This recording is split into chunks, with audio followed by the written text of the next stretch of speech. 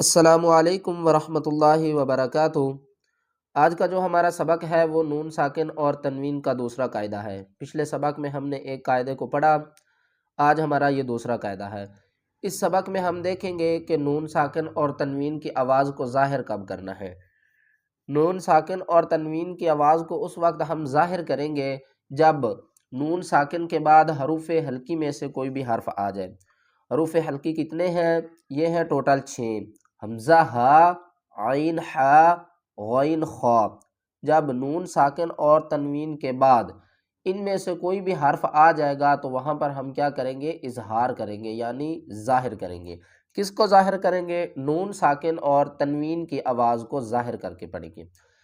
پہلا حرف دیکھیں، تنوین کے بعد کیا آ رہا ہے؟ حمزہ، یہ حروف حلقی میں سے ہے۔ تنوین کے بعد حا آ رہا ہے، یہ بھی حروف حلقی میں سے ہے۔ نون ساکن کے بعد خا آ رہا ہے، یہ بھی حروف حلقی میں سے ہے۔ نون ساکن کے بعد غین آ رہا ہے، یہ بھی حروف حلقی میں سے ہے۔ اور تنوین کے بعد کیا آ رہا ہے؟ عین، یہ بھی حروف حلقی میں سے ہے۔ اور نون ساکن کے بعد یہاں پر ہا بھی آ رہا ہے، یہ بھی حروف حلقی میں سے ہے۔ یہ 6 حروف آ رہے ہیں، یعنی یہ جتنے بھی لفظ ہیں ان کے بعد میں حروف حلقی ہی آ رہے ہیں۔ تو ہم نے کیا کرنا ہے؟ آج یہ مشق کریں گے حروف حلقی کی اور اظہار کریں گے، یعنی ظاہر کریں گے کہ اس کو کس طرح ظاہر کر کے پڑھا جاتا ہے۔ یہاں پر اب آپ دیکھیں، طیرن ابابیل، پہلا آپ لفظ دیکھیں، طیرن ابابیل، یہاں پر ہم کیا کر رہے ہیں؟ طیرن نہیں کریں گے، اور طیرن نہ ہم گنہ کریں گے اور نہ ہی ہم اخفا کریں گے۔ یہاں پر ہم کیا کریں گے؟ اس کی آواز کو ظاہر کریں گے۔ یہ نون ساکن اور تنوین کی جو آواز ہے اس کے اوپر غنہ بھی ہوتا ہے، اخفا بھی ہوتا ہے اور اظہار بھی ہوتا ہے۔ یہ جو 4 قاعدے ہیں نا، یہ قاعدے اس لیے ہیں کیونکہ آپ کو سمجھ آ جائے کہ غنہ کب کرنا ہے، اخفا کب کرنا ہے اور اظہار کب کرنا ہے۔ اب آپ دیکھیں تو نون ساکن کے بعد الف آ رہی ہے۔ جب الف کے اوپر زبر آ جاتی ہے تو ہم اس الف کو الف نہیں بلکہ حمزہ پڑھتے ہیں۔ طیرن ابابیل، اس کو ہم تھوڑا سا جلدی کے ساتھ غنے کے بغیر پڑھیں گے۔ طیرن ابابیل۔ آگے دیکھیں، تنوین کے بعد کیا آ رہا ہے؟ ہا، نار حامیہ، نار حامیہ۔ آگے دیکھیں، نون ساکن ہے، اس کے بعد خا ہے، لیمن خاشیہ، لیمن خاشیہ۔ آگے دیکھیں، نون ساکن کے بعد غین آ رہا ہے، یہ بھی حروف حلقی میں سے ہے، من غیرہ، من غیرہ۔ اس کو ہم من یا من نہیں کریں گے، من کریں گے تو یہاں پر کیا ہو جائے گا؟ اخفا۔ اخفا کی ویڈیو میں نے پچھلے سبق میں بنا دی ہے، اگر آپ نے وہ ویڈیو نہیں دیکھی تو اس کو ضرور دیکھیں، آپ کو اخفا کی بھی اچھے طریقے سے سمجھ آ جائے گی۔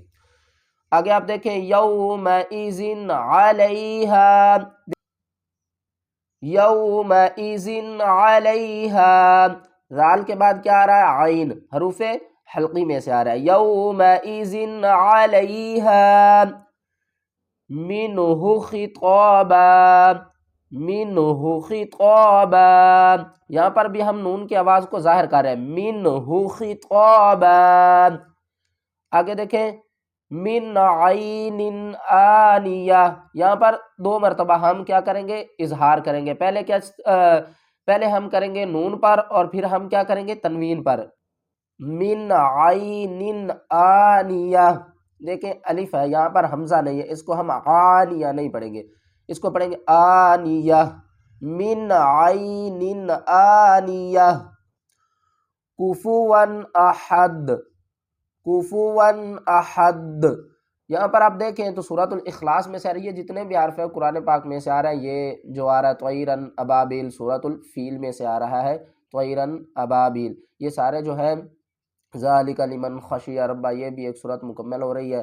یہ جو سارے قرآن پاک میں سے آ رہے ہیں، اور یہ ہم نے اکٹھے یہاں پر اس لیے ہو گئے ہیں کیونکہ آپ لوگوں کو سمجھ آ جائے کہ اظہار کس طرح کیا جاتا ہے۔ کفوا احد۔